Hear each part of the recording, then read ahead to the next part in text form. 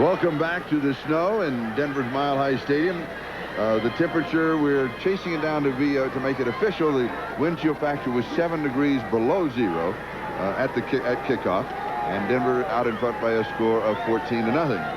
And I finally had to go to the cap. It's just getting too cold. It really is cold. Yeah, it is really cold this afternoon. It's an unusual game. Snow games always are. Running attacks are the important order of the day. And so far, it seems that the Denver Broncos have gotten the breaks this afternoon and also have done some things. They deserve this 14-0 lead. For example, the punt return by Casey Clark. And also, they've been able to control the game with field position, it seems. San Diego's not been as fortunate. They've gotten the good punts by Mizhenko, but he's outkicked his coverage on occasion, and that's the reason for the return by Casey Clark. Denver had the one scoring drive, and that, of course, is Sammy Winder went in from a yard out at the end of that. It wasn't that long, around 38, 39 yards. And Casey Clark with the 71-yard punt return, and that was the first score of the ball game, and in reality set the tone as to who would control the ball game. Yeah, it did, and you saw the numbers on John Elway, just 30 yards passing. You might think that was the least amount of yards he's had passing in a half. Well, it wasn't. Earlier this year at Buffalo, he had just 10 yards for one half. And in 1983, he had just 10 yards per half. Here is the return by Casey Clark. You can see it is like playing ping pong out there, sliding and slipping along. Speed has nothing to do with this contest at all. It's just a matter of who can keep their feet or not. He gets a couple of key blocks, one from Bodie, number 24, and then downfield from Lilly, number 22. An advantage you always see in this kind of situation to the offense because they know where they're going and the defense has to react. But is there an advantage to a wide receiver or to a running back who can run flat-footed or run on their heels and has more balance than the cutter slasher type runner? Well, it's like a horse. It's a mutter. You're a mutter. Yeah, a snower in these conditions. Obviously, Casey Clark knows how to play in these kind of conditions. There's a look at the current conditions out there thus far. Minus 23 is the wind chill. No wonder I had to put the cap on. Minus 23. And the temperature 17 degrees. And we still have, to the credit of the fans here at Mile High Stadium, they are here. Yes. And they can watch this game locally. The blackout had been lifted, but they are in the stands. And as Charlie, as you mentioned earlier, some are still, and there are assigned seats. They're assigned seats. And I think that's just and some are all the way in the top deck. Oh, no. Well, that's strange. He left it all at the North Pole, I can tell you that. There's no question about that. And he had a Bronco tattoo on the one arm. That's right. We get ready to start the second half, and this kickoff is sponsored by Budweiser, the king of beers, and Rich Karlis is going to kick off. And that's Jamie Holland, who is the deep back on the return. And we are underway in blizzard conditions from the 10-yard line. Here's Holland, takes the reverse to Anderson, slips the tackle. Pretty good return. And San Diego will start the second half on offense. Sure. Here's a look at the first half statistics. As we mentioned, John Elway net with 27 yards passing on the afternoon. A very low output, but the conditions have everything to do with that. The big key there is turnovers. 2 on the part of the Chargers, and the Broncos have played perfect football offensively, keeping the ball in the hands of their own people, given the slip-sliding conditions of this field. Pair of interceptions by Denver. Jim Ryan got the first one, and Mike Harden got the second one. 7 of 13 for 86 yards. Not that bad for Mark Herrmann. Fumbled it. Ball is still loose. San Diego has it. Herrmann almost made a crucial error, and that is he tried to pick it up. And in these conditions, once it gets on the ground, you've got to cover it. Yeah, it's just a snap from center. He's unable to get a hold, but you're right. There he tries to pick it up. Just grab onto it. Jim Ryan, number 50, jumping in, nearly coming up with the football.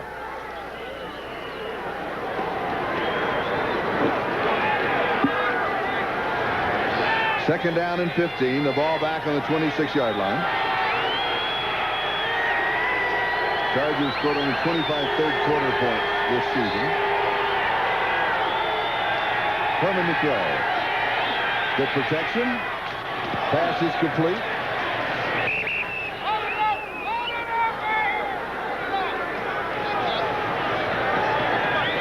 Quite a Kellen Winslow, yeah. yes, had to wait till he got up. Couldn't tell who it was. This week, Kellen Winslow named to the Pro Bowl for the AFC as the starting tight end. What a great story. 1984, there was no better tight end in football, maybe no better tight end that had ever played the game.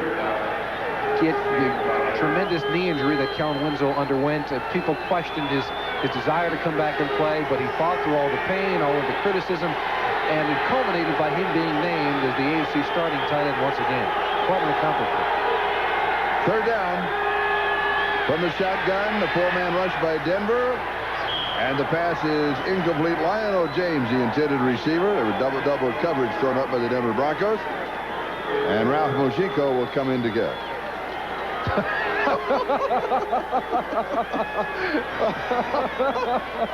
Did you get the time on that? I had an 8.7 second. The bobsled is doing very well here. Oh. Ralph Mojico, a 44.6-yard average, and a touchdown-scoring Casey Clark, rookie free agent from San Jose State. Of course, the 71-yard return, his first NFL score. Takes this one on about the third bounce. Has around 6 yards on the return, a 40-yard kick. And Denver will move on offense for the first time in the second half, leading 14-0.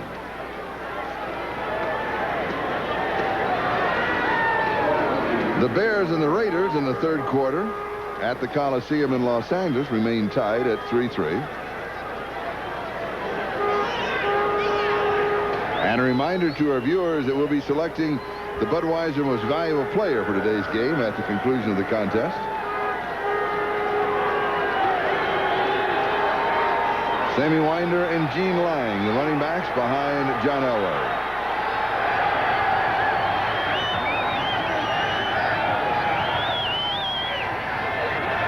Jackson in motion.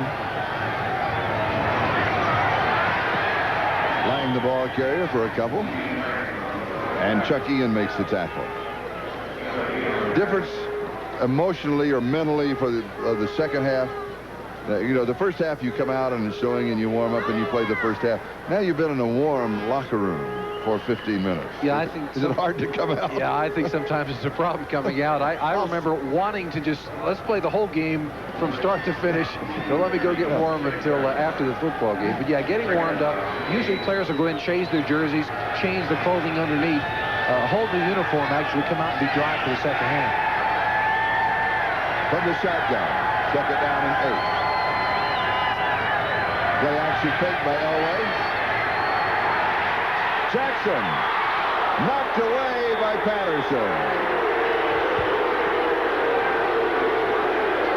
You got to question why he's up throwing the football under these conditions in a 14-point lead. This contest is very important for Elway and the Broncos. Downfield, he's underthrown just a bit. Mark Jackson had Elvis Patterson beat by a step or two, but the underthrown football allowed Patterson to catch up and knock it away.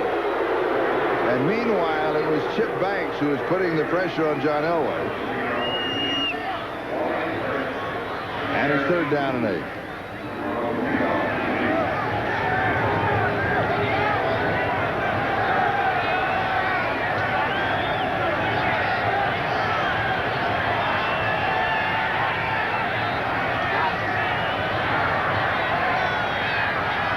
Elway, first down.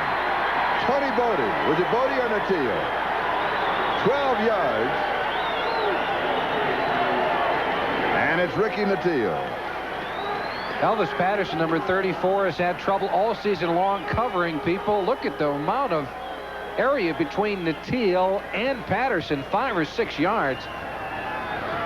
Patterson, again, trying to give as much room as he can because he's got to come up and react. But for most of the season, Patterson, a replacement player for the Chargers, has had his problems covering receivers. First down, Denver at their own 47-yard line. Denver leading 14-0. Just over 11 minutes to go in the third quarter. Here's Gene Lang. Near the 50-yard line where Chuck Ian makes the tackle. A hearty group of fans.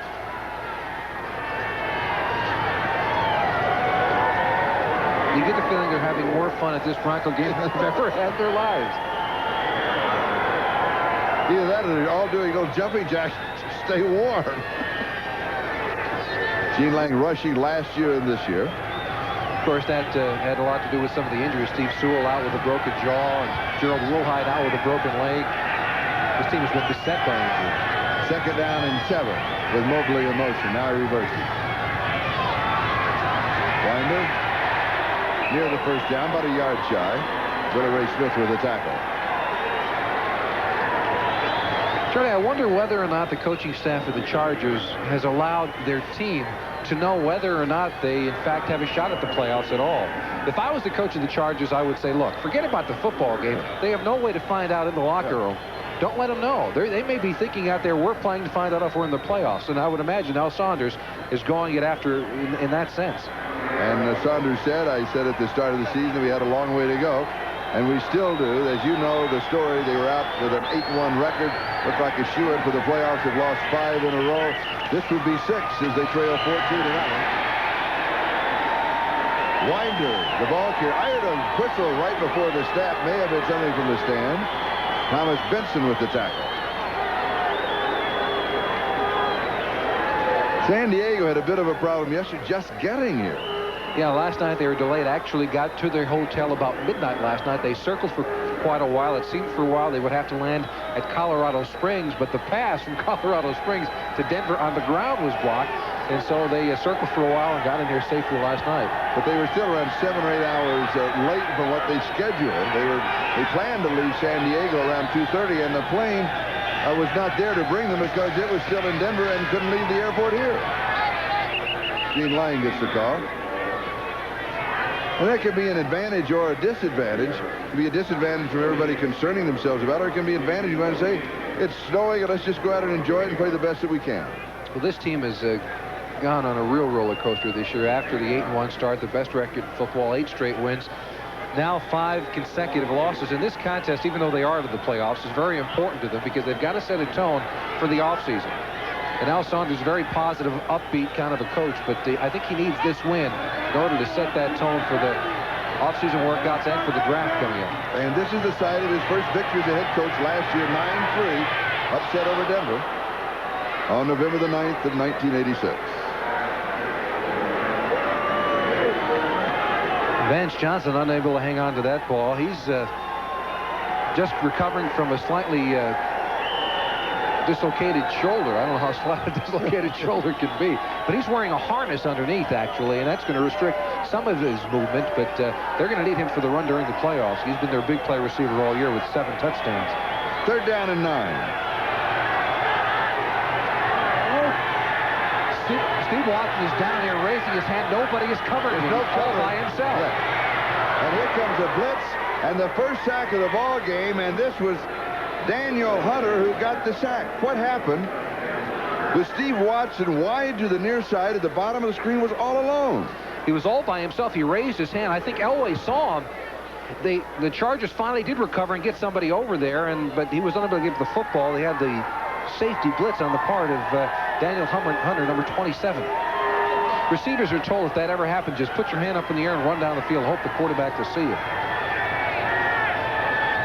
Mike Herrmann will be kicking to either Lionel James or Gary Anderson.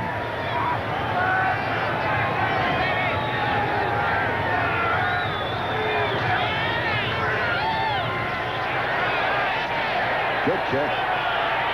James at the 10. Little Trains to the 20. About 17 yards on the return, a 41-yard kick. We've got a timeout. Denver leads 14-0. Hooray! Happy holidays, everybody.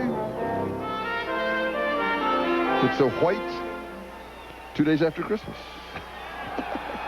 Home sweet home advantage, yes. That's the Amigo for the Three Amigos. Yes. Three Amigos have sold 33,000 posters in 3 weeks. They, of course, the wide receivers for the Denver Broncos. Here's San Diego. Curtis Adams gets the call. And the Denver defense is there, as it has been throughout most of the year, this time led by Ricky Hunley. By the way, a special thanks to all of our camera persons that are working. If you think that these are difficult conditions, you should be with us on the 3rd week of January when they'll all be working in Palm Springs at the Bob Hope Classic. Now, that's really a tough assignment.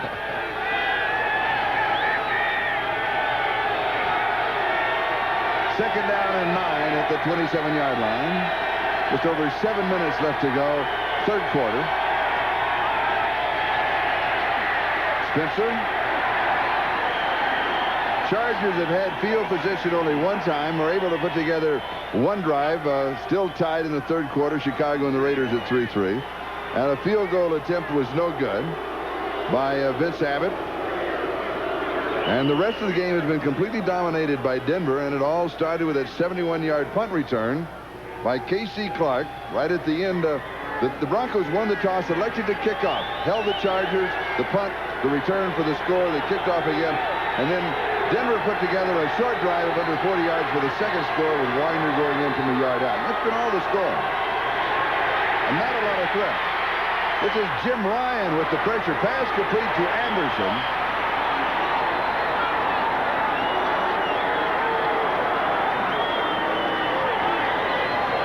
And it will be close to the first down and maybe a little short of it. Freddie Gilbert that's Jim Ryan, number 50, going in with the pressure. Now, take a look at the fumbler. He may have actually fumbled for the first down. It goes out of bounds forward just a yard. Now he's going to be just shy of it. It seemed the ball went out of bounds about a yard shy of the first down marker.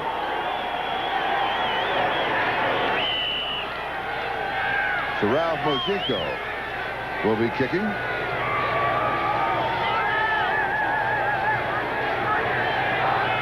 Pretty good average under these conditions.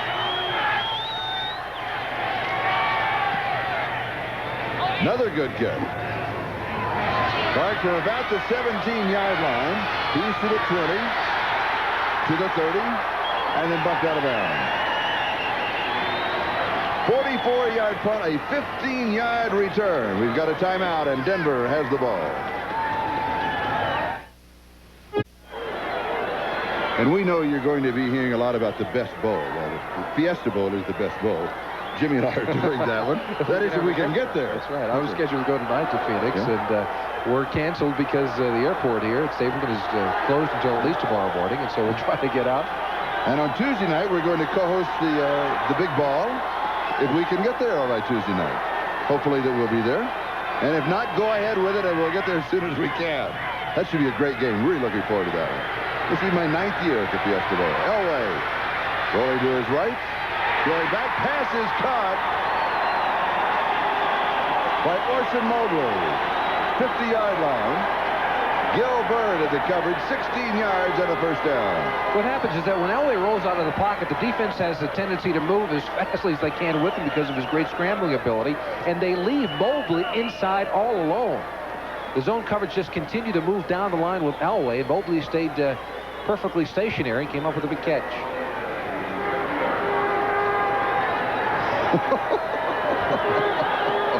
It takes all kinds to venture out in this weather. Elway. Incomplete to Mike Jackson.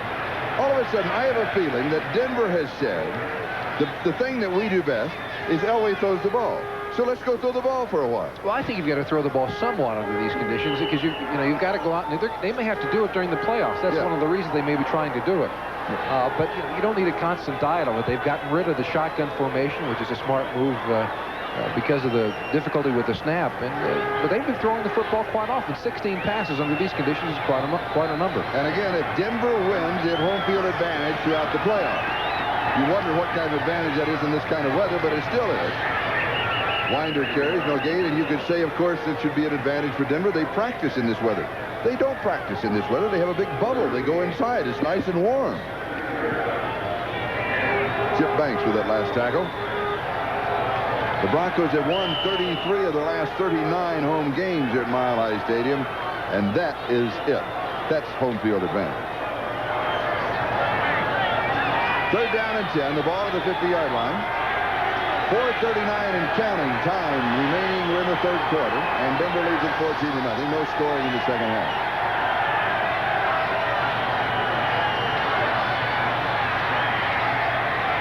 Elway, it's in the air. It is intercepted. It is Billy Ray Smith. And the Chargers take over on the interception at about the 47-yard line of Denver. Billy Ray Smith, second alternate to the Pro Bowl. and having by far his best year. Elway throws into some coverage here. Mark Jackson and Steve Watson are on the left side of the field, and they're very close to one another. But watch how many Chargers are on that side of the field. Vincey Glenn, number 25, knocks it into the air, and then is Billy Ray Smith with the intelligent move coming over and getting the big interception for the San Diego Chargers. We'll be back in just a minute to Mile High Stadium, cold and wet.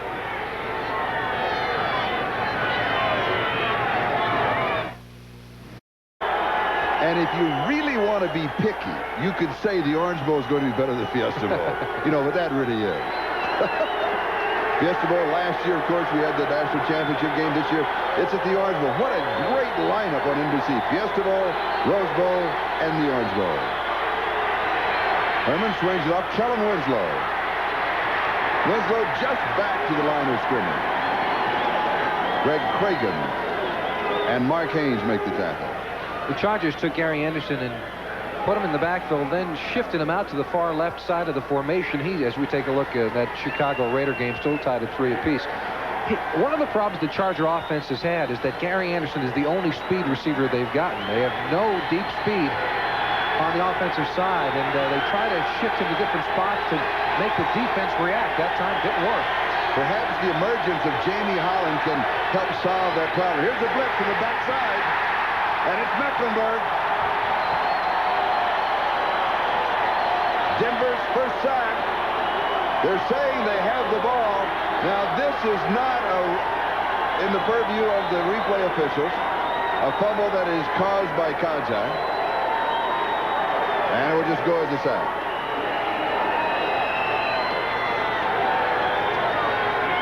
And in case you were wondering earlier in the first half, we'll go back to it here. James Fitzpatrick, number 70. Watch this. He comes around. He does not get back quick enough in order to get Mecklenburg.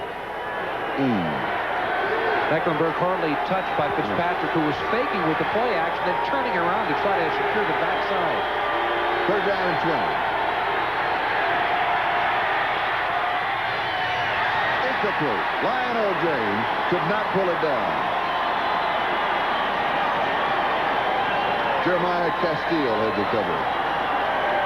We had a play in the first half that you discussed with the replay officials at halftime, and the long slide down around the 10-yard line to the right, on the right side of the Jamie field. Holland caught a football and slid along the turf and fumbled the ball. No one touched him, and so it does come under the preview of the replay official. However, the whistle had blown, and so the officials in the booth were not able to correct that mistake. Mojico kicking to K.C. Clark. Another good kick. Clark at about the 7-yard line. Dodges one. Has a block. Nice return of 9 yards after a 51-yard kick. We've got a timeout, and Denver has the lead, 14-0.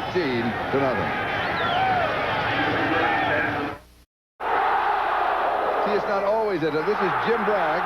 Wave your friend, Jim. Jim's inside the scoreboard, and little beknownst, he has a little fire, and he's been roasting marshmallows back in there, staying warm. Meanwhile, in other locations, the handheld on the sideline can get very difficult. Sammy Winder is the remaining back at the 22-yard line. Winder, the ball carrier.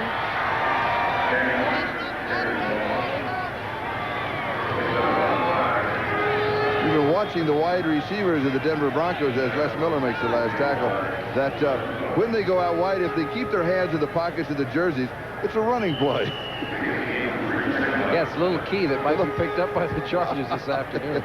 Sammy Winder, I keep hoping that he scores another touchdown because he does something called the Mississippi Mud Walk.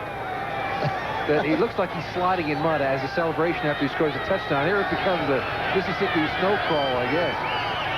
Or the Alpine Slide. Time remaining third quarter, 2nd and 7. Jackson going in motion.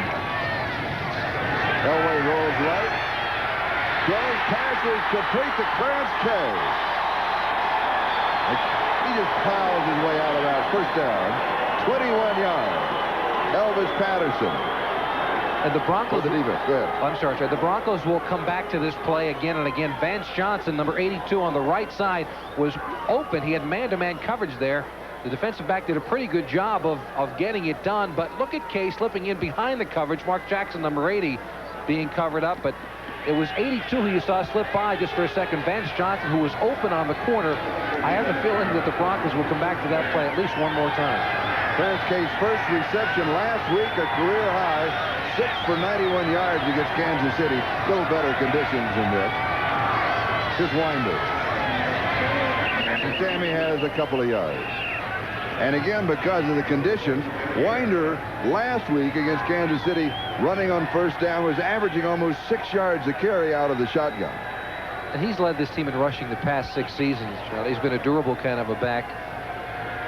And he really picked up a lot of the slack when Gerald Wilhite went out with that broken leg earlier in the season.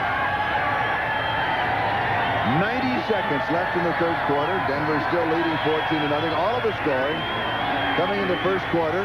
71-yard punt return by Casey Clark, a 38-yard drive in 7 plays with Winder going in from a yard out. Low snap, little play action fake. Elway can run for it. Did you notice what he did? He didn't just run for it. He put a little fake in, a head fake to the outside, and then he went sliding for the first down. Let's see where they're going to mark it. They may mark it down short of the first down. This is the same play I mentioned before they were going to come back to. This time they catch his zone coverage, though. And Elway, you're right, put a little fake on and try to slide by Chip Banks for the first down. And apparently, well, here's the thing. They're not going to get it. No, and that's a good call by the officials. And the reason that he doesn't get it is that is a feet-first slide by the quarterback, and that is so he can take himself down and cannot be hurt. So the ball has to be dead at that point. So that's a good call by the official. Third down and 2.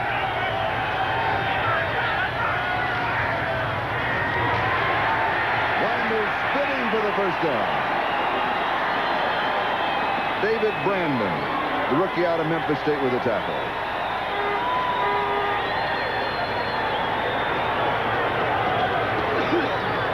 Chip Banks was injured on this play. There he is coming up. He's the first alternate in the Pro Bowl. Where does... Looks like he just might have turned an ankle as he dives over John Elway. That's him there on the bench with it. He come down on the knee, just the way that it hit. We've got a timeout. It's the end of the third quarter. The score, Denver 14, San Diego nothing. Back after these messages from your local station. In case you just joined us, the wind chill factor is, are they kidding? Is it 24 below zero? Temperature is 16 degrees. 4 inches of snow have fallen, 3 to 6 more expected. And that's today, fall today, because overnight, in the last... Hello, my dear. May I keep you warm? May I take you out of the snow? Would you come to the fireplace? Let us not ski any longer. It is cold. Matteo coming in motion is Sammy Winder. Hearty group of fans here at Mile High Stadium, though, that have stayed. Mark Jackson, he's been suffering from the flu during the week. He was sent home from a practice on Wednesday afternoon. After this contest, Charlie, he's going to be a lot sicker than that, isn't he? Actually, it'll probably be the best thing in the world. Sometimes when you have a flu or a cold or that type of thing, and you play and you exercise, go roll around in the snow. Roll around in the snow for 3.5 hours. That's another old wives' story. Two men moving, first down. Like cayenne pepper in the shoes. Cayenne pepper in the shoes. Yes, he'll be healthy tomorrow. Chip Banks looks like he's healthy right now, walking around the sidelines. He went out with that injured leg. No, but they'd send him home from practice in the bubble. Looks like they'd send him home from this. Oh, it's raining too. No, it's snowing. You got to go home. Yeah. First and 15. Jackson in motion. Elway's going to throw. Same play. Back over the middle. And it's caught by Mobley. 20 yards. And Elway gunned the ball in these conditions. A little play action fake. They try to roll it to the right side. He's trying to hit Natil once again along the sideline, but he comes back. Mobley's actually the tight end to the backside of Elway, but he knew he had him coming back there, and you're right. He gunned it downfield. Mobley limps off just a little. Oh, that's a great pass. I think some of, the injury to Banks, the injury to Mobley, it seems when they hit the ground, this turf is starting to freeze. As we said earlier, it's heated, but they've got to turn off those heaters before the contest, and it's starting to freeze. That may be some of the bumps and bruises that's coming up now. And Bobby Mitchell, the H-back, is the wide receiver of the far side. Here comes Winder for about 9 yards. Meanwhile, Mitchell downfield on a shoving contest with Danny Walters. Well, there's a pretty fan in the snow cheering the Broncos on. Are you having the party after the game tonight at the hotel, or you going to pick up the tab for that, Mr. Cefalo? Oh, of course. I can invite all our friends. I'm going to thaw out first. That's right. That should take a long time, too.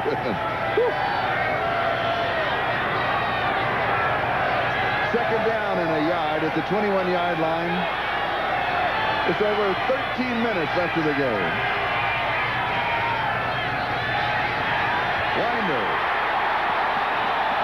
First down. Thomas Benson with the tackle. Bobby Mitchell, number 46, playing the part of the H-back. Watch him come back in motion and get a block, a double team on 78 Ian. He's working with Freeman, the center. And that's what opened up the hole for Sammy Winder, number 23, to sneak through. It's always tough for a nose tackle in this league because if you're going to run the ball against the 3-4, you've got to be able to block the nose. That's really why the H-back was invented. They can have him come inside and crack back double team on the nose tackle. Winder, the remaining back. First down. He's been carrying on almost every first down. He does it again. This time the Chargers are waiting. That is Gary Plummer. Wraps him up, and then Chip Banks with an assist is back in the ball game. Maybe a couple of yards. And Plummer is holding his ankle. I think you're right. I think the ground is now frozen.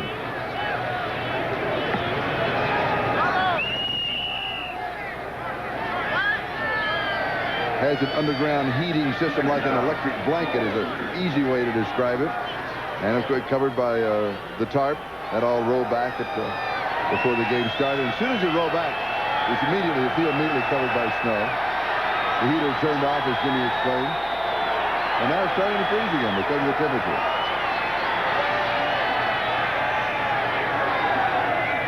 Winder. Jumps to the outside.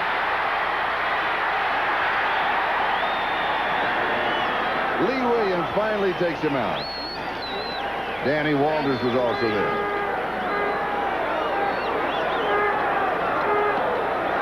Today's game is the property of the National Football League, the Denver Broncos, the San Diego Chargers, all rights reserved.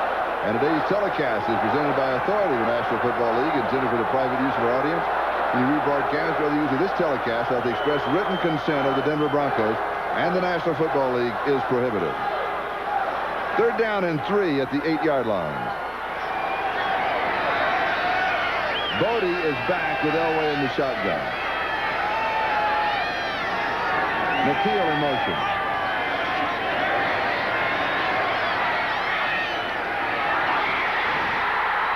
Incomplete.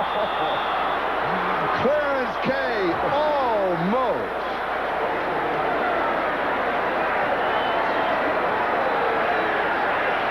Let's count the number of times that Clarence Kay had a chance at this football. Makes a nice play going up in traffic. Takes it away once.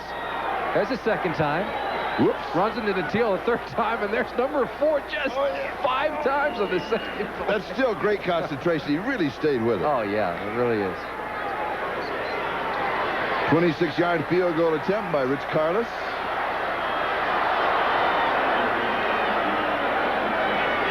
Keith Bishop will be snapping, and Gary Kubiak is the holder.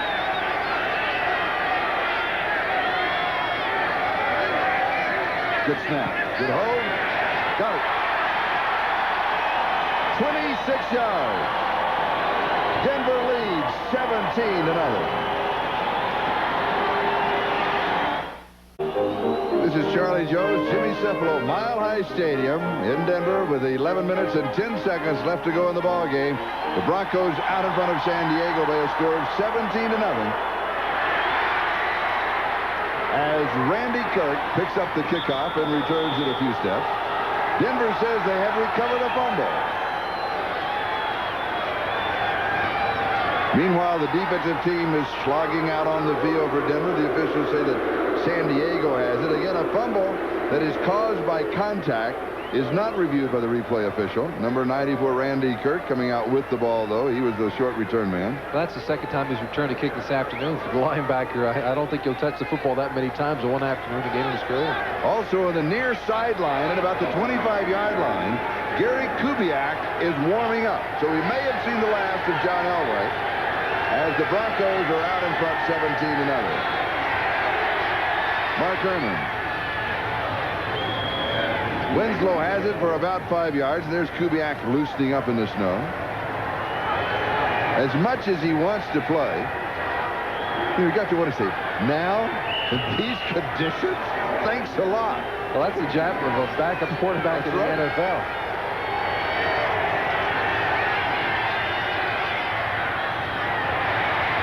Barry Redden.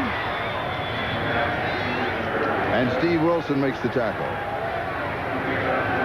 Now the Chargers going with a hurry-up offense with 10 minutes and 21 seconds left. No need to wait till there's 2-minute warning. They're down by 17 points. Herrmann is pressure, slides away from it. Intercepted. Ricky Hunley. Hunley has the score. Dennis McKnight was chasing him, but he couldn't catch him. 51 yards.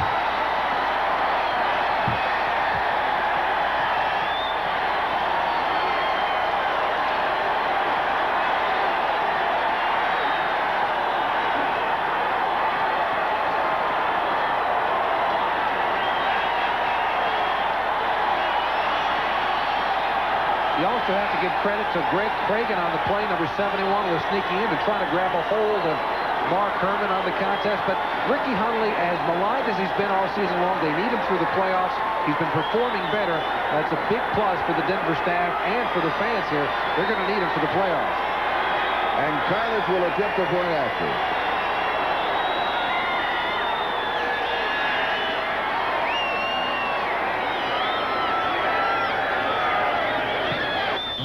It's got to hurt. It has to hurt. Barefoot in the snow. It is good. 24-0. A big... Let's take another look. That's Greg Cragen, 71, who forces him out. It's just a bad throw on the part of Herrmann and a great catch on the part of Hunley. Then he does his job. Herrmann with not a very good effort to try to bring him down. He outruns McKnight to the end zone. Ricky Hunley from Petersburg, Virginia. Now, that high school, that's a $100 fine, by the way, for him throwing the football out. He's from Petersburg, Virginia. That high school has retired 2 numbers, Ricky Hunley's and Moses Malone's. That's the kind of player he is. Jamie Holland on the return. Oh, it takes all kinds to celebrate the holidays. Bruce Klosterman made the tackle. Hunley has been a great athlete from his high school days. That's the reason, of course, why he's expected so much of him. But he's played well the last couple of weeks and really has rallied this Bronco defense. They've not played as well as they had in the previous years, especially last season when they won the AFC Championship. But they're performing better, and a lot of that reason is because of Ricky Hunley. Here's the time remaining in the game. 9:51. Denver leads it 24-0. Tim Spencer, bit back by Greg Cragen. Not the kind of weather that you can make a comeback in, so it looks as if the Chargers will go from 8-1 to 8-7, losing their last 6 in a row. Meanwhile, the Denver Broncos, in the Super Bowl last year, the division champions with home field advantage, it puts them in the driver's seat to get to back-to-back Super Bowls, which is very difficult to do. Here's Herrmann. They may have... No, they still 19 seconds on the clock. There was some kind of contact, and the play stopped before the snap. Possibly motion. Yes, it'll be motion by the offense.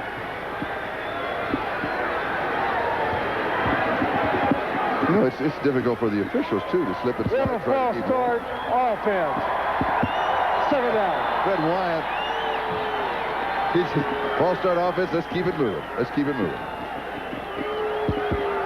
And Don Masick, the offensive center, in his 12th year for San Diego. Second and 20.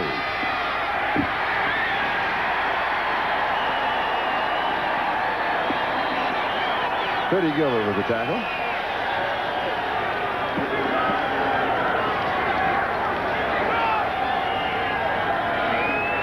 Third down and 19.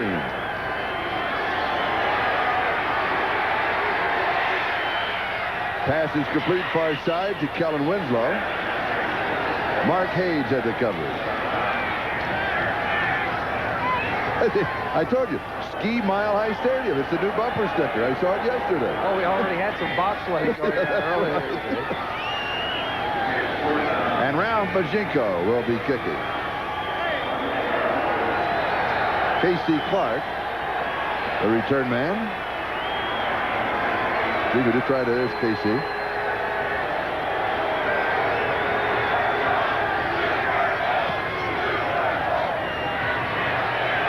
.23-yard line to the 30. Out near the 40-yard line. Another good return for Casey Clark of 17 yards. A 40-yard kick. Pete Holohan with the tackle. We've got a timeout, and Denver has the big lead, 24-0. This is Charlie Jones, Jimmy Cephalo at the top of the mountain, ready to make the final shush. It's cold. It is cold. What, 27 below, 0 wind chill factor? Was that the last report we had? Something like that. Gary Kubiak has to be cold. He's now in a quarterback, but he's been on the sidelines for most of the contest. His last appearance was in Week 8. That was the game against Detroit. His record on the season, he's completed 3 of 3. And he gets to Sammy Winder from the 40-yard line. And Chuck Ian makes the tackle.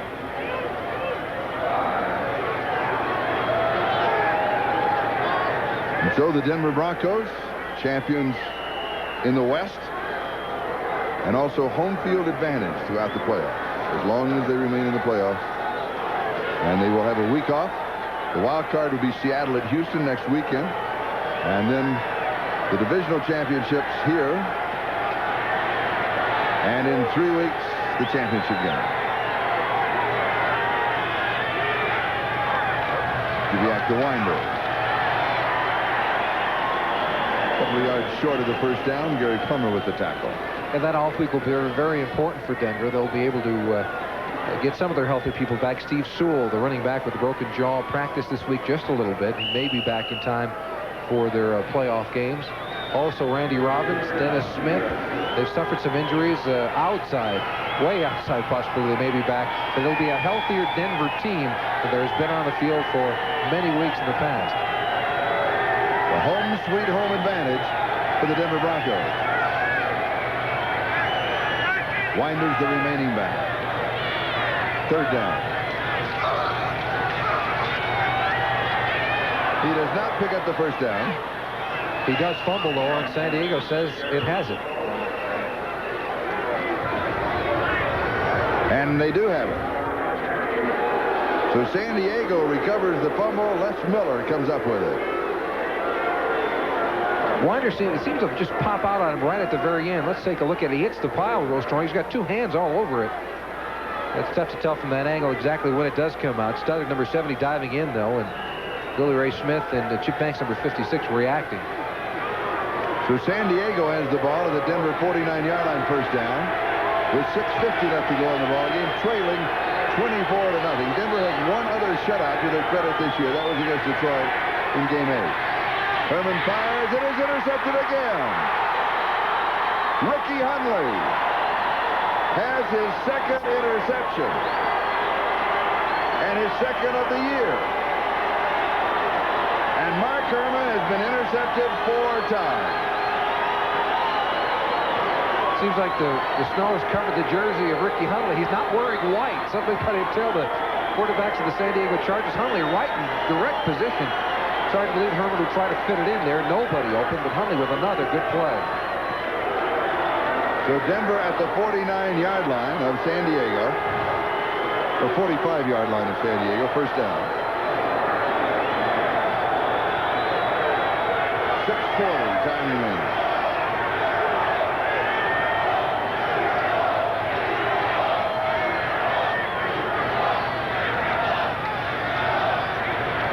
And Ken Bell is the ball carrier. 2 thought, if the flag is down, who would have thought at the beginning of this season that Indianapolis would be champions of the East? 69. First down. That's a frustration foul on Les Miller. And that Houston would be in the playoffs. Cleveland, you felt, would make it. Denver and Seattle. I mean, those were teams that were within everybody's choice. The helmet coming in. Yeah. Number 69 was spearing Les Miller. Yeah, good call by the official. Yes. That's a dangerous way to play football for both parties. Yes. Both for this person spearing and, of course, the one being hit by that helmet. That's really a weapon right there. You're right about the playoffs, though, Charlie. Indianapolis in the playoffs, who would have thought that? They went 0-13 a year ago before they began to turn things around. Ron Meyer turned it around. He certainly did. In one quick year, he goes from 0-13 when he took over the club to the AFC Championship.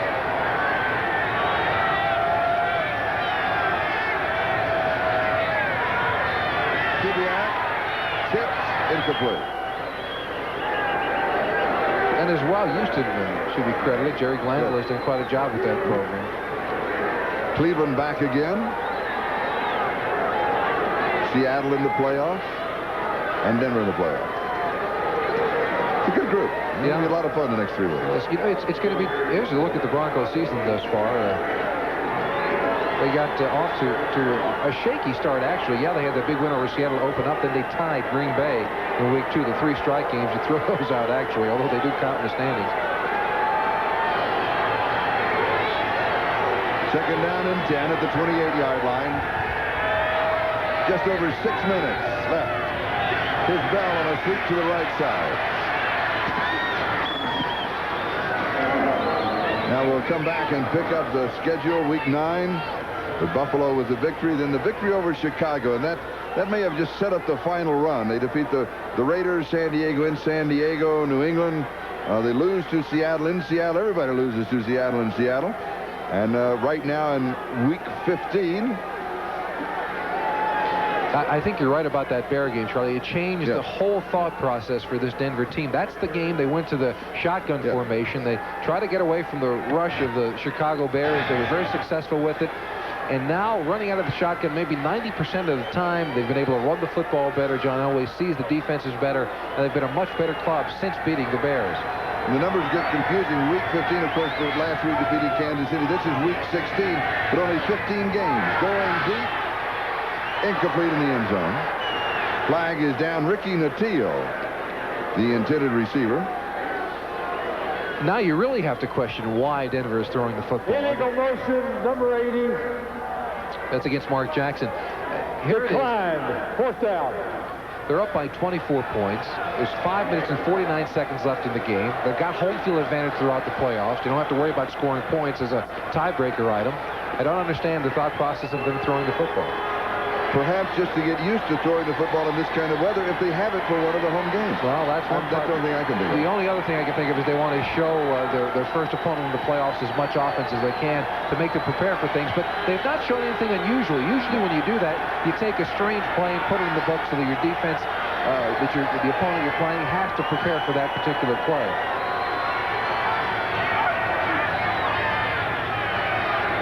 Kubiak, the quarterback, over the middle. It is intercepted. Billy Ray Smith has his second interception of the ball game and 5 on the year.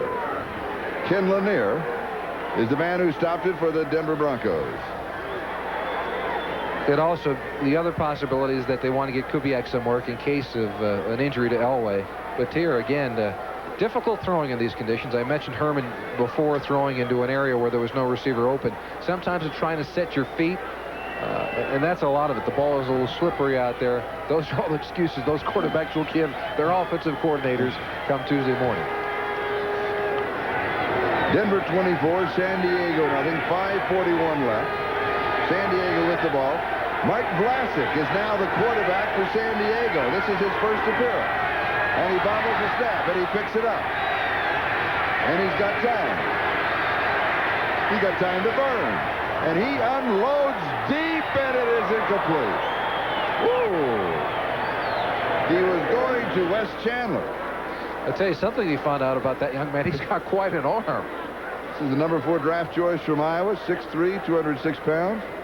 He does. He really does. San Diego season.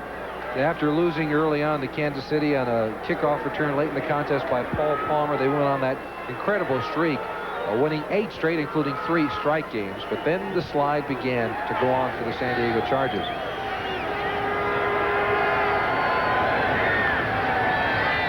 It started in after the Raiders game. Raiders 14, San Diego 3.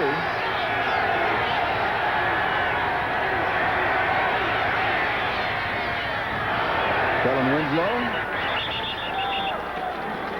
There's also been some speculation. Charlie, you live in that area. As we take a look at the remaining debacle. They just kept losing. They just continued. There's the 5 in a row. There's the 5 in a row there. There has been some speculation. You live in the San Diego area. The score was reversed, I think, in the Raider game. Go ahead. About the retirement of Dan Fouts. What's the feeling in San Diego? Is he going to retire? I know Dan's watching. He's warm as toast in his home in Rancho Santa Fe, getting ready to invite me as a guest to play at his club. And he'll be back. The press has written him off. The fans have written him off. And everybody's written Dan Fouts off except the key man, and that's Dan himself. I think he'll be back next year. Classic in grasp and control of Rulon Jones. His first sack of the ballgame. And his 7th of the year. One of the reasons that Rulon Jones did not make the Pro Bowl this season, many thought he should have, was because his sacks were down. He just had, as you say, 6 coming into this contest. But Rulon Jones has been playing the run much better the past few weeks. He's always a tough force to deal with, especially when they line up on the same side of the field with Mecklenburg. You can't double-team Rulon Jones or Mecklenburg, and they both deserve double coverage. Tony Lilly with the return. Pete Holohan was there, a 40-yard kick, a couple of yards on the return. No, I think that Dan will be back. There is one other possibility, and that is the possibility that Dan himself may decide that he wants to retire. Well, I would think that'd be the only way it would happen. Oh, yes, it will be, but it's going to be his decision. He's not going to be forced in by the fans or by the media or by any television announcer. He's going to decide, let the rotator cuff heal, go through the off season, see how he feels, what he wants to do. He's such a great competitor and a great leader that, that it is a possibility that he won't be back, but a strong possibility that he will be. It's funny, in reading all of the press clippings that we are sent in preparation for football games, early in the year when we did San Diego games, when they were on that 8-game winning streak, they couldn't say enough good things about Dan Fouts. That's right, yes. And now with a 6-game losing streak, now they're talking about his retirement. Oh, yes, how quickly they forget. Yes. Why don't you run through the early scores for us? Houston, with that win, clinches a spot in the playoffs as the wild cards. Indianapolis 24-6 over Tampa Bay, the Eastern champions. And Seattle losing, they lost an opportunity to win a divisional championship. It was a moot point, however, because Denver winning here this afternoon. The Giants over the Jets. Dallas knocking St. Louis out of the playoffs.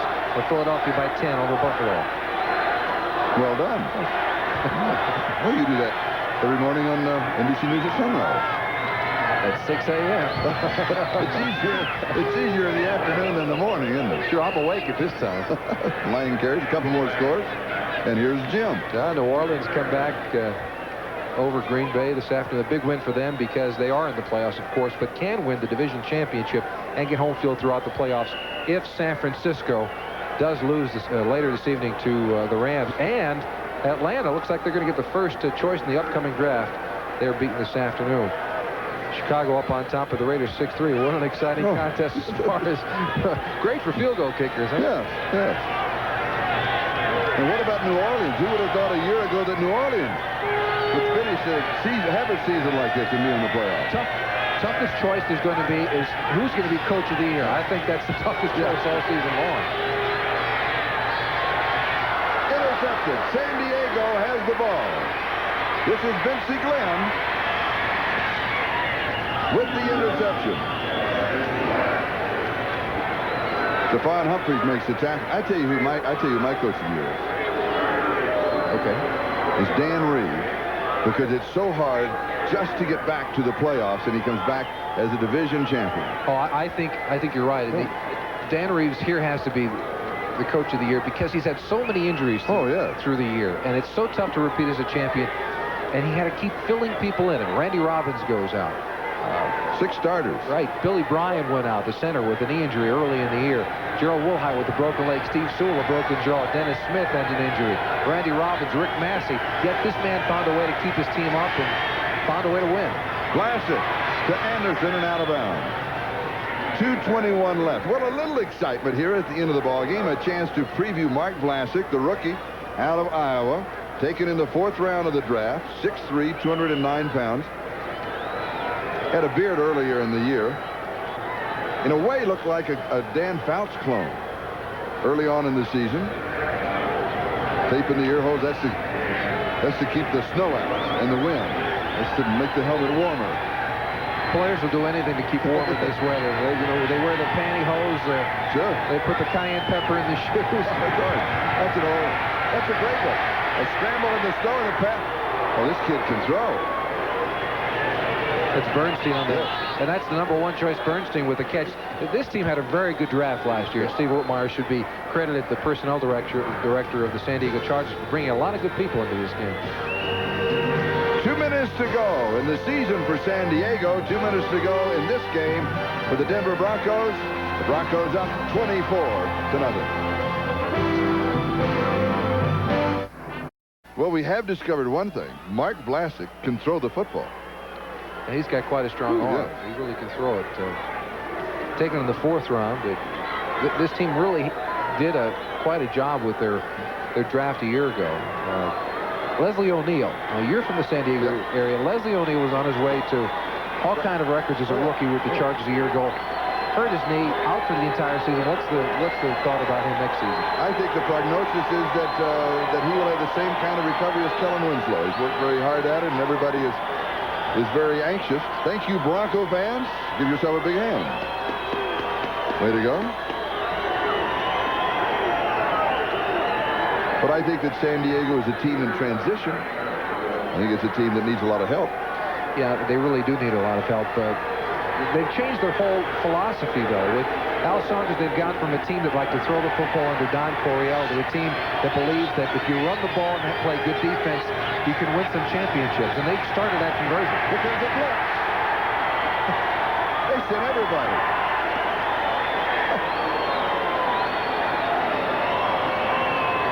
That was a real welcome to the National Football League. It really is. Tony Lilly, number 22, coming in. Roland Jones is on his way, but it's Lilly, really, that knocks Vlasic down. But he'll remember this, you know. And Jim Ryan was coming. They were sitting everybody. He'll remember this. The time I was sacked in the snowstorm. Oh, yeah. At Mile High Stadium. And we'll remember talking about it. And Denver needs to get some people healthy. And possibly a big running back, a big fullback type. There's some question, Charlie, whether or not a great running back can play in the same backfield with a great quarterback. Oh, there's a pass. Oh, tipped and intercepted. It's Harden with his second interception of the ball game.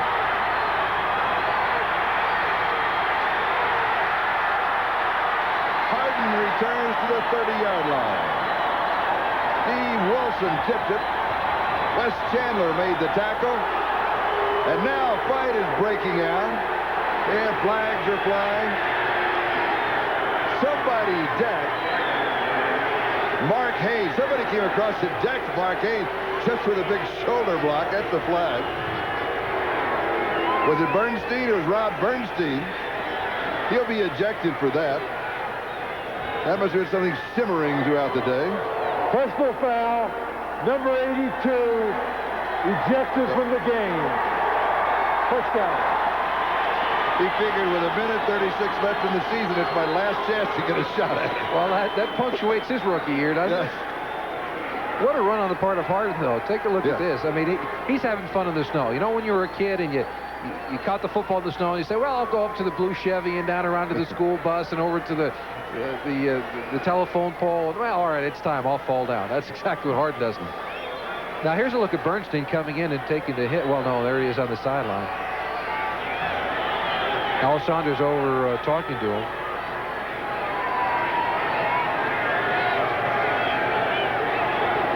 And we have 1:36 left. And the report card. Elway 7 of 20, 98 yards and interception. He breaks his string. He had 9 games with a touchdown. Winder rushes for 70 yards in the snow. The 71-yard punt return for the touchdown by Clark. Hunley with 2 interceptions and 1 for the touchdown. And Harden with a pair of interceptions. Bell and Lang are the running back.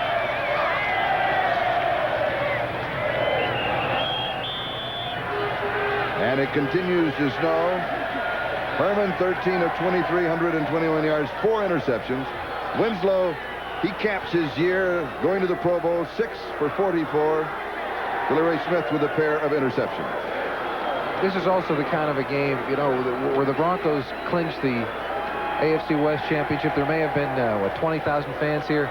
Over the coming years, if they go on and win a Super Bowl or a championship, this stadium will have been filled to the brim. Oh, yeah. There will have been 200,000 people that saw them, who withstood all of the snow and the conditions here at Mile High. Wind chill factor dropping down to almost 30 degrees, minus 30 degrees.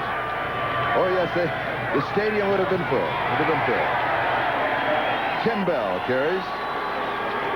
Joe Phillips. Both teams with 3 timeouts remaining.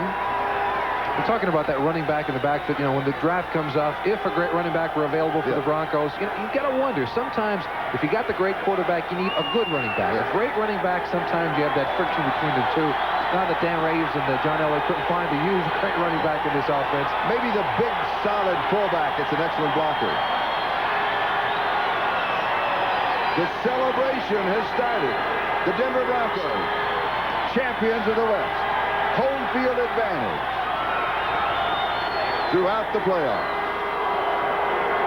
The final, Denver 24, San Diego nothing. The Chargers lose their last 6 in a row.